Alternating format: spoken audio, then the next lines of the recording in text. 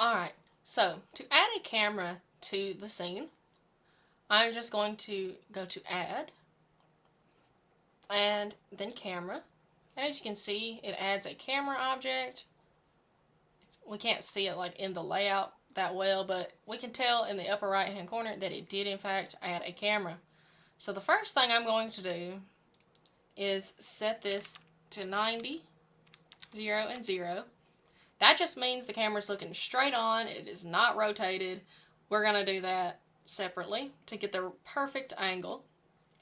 And now I'm just going to move the camera and just roughly get it where we want it. You know, it doesn't have to be perfect, because what we're going to do is split our window again. And what's neat is that you can set this pane to rendered view and then click on the camera view, and that's exactly what this render would look like if we did it right now. This is what the camera sees, and if we move the camera, we can see exactly how it affects it. So getting it closer, further away. And this is also the aspect ratio. So this is like a wide screen. If you want to make it a square, if you go over here to the right and click on the camera, you can change some different things here. And if you go to the active tool,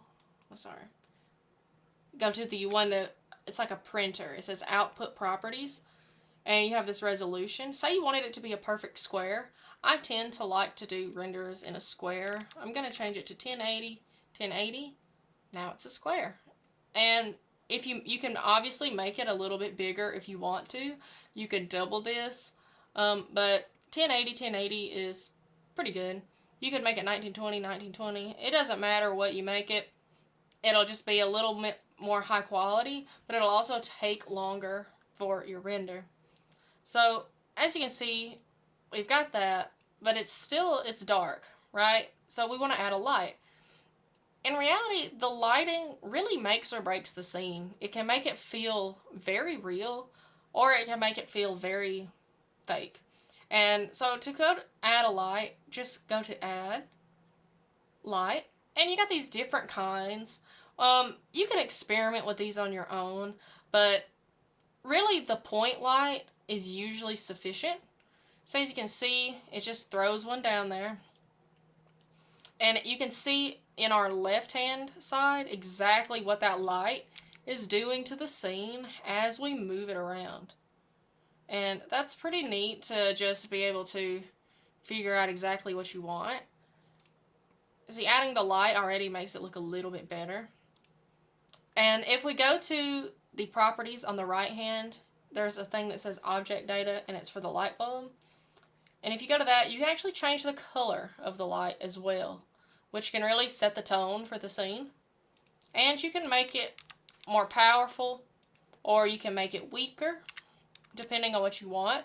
You could add multiple lights just to have a difference, of area. Like maybe you have a lamp over there. Just think about where you want the lights in the scene. And that's really it. You can just add more lights. Theoretically, you could add more cameras. I don't recommend it. Just do one at a time. That's kind of biting off more than it's worth. So just deal with the one camera, one render at a time. And then if you want to, you can just add another. You can delete it, add another one, or you can just move it around. That tends to be what I do. So now, from here, it's just following my other video, adding the sim to the scene and posing them however you'd like, and then rendering it.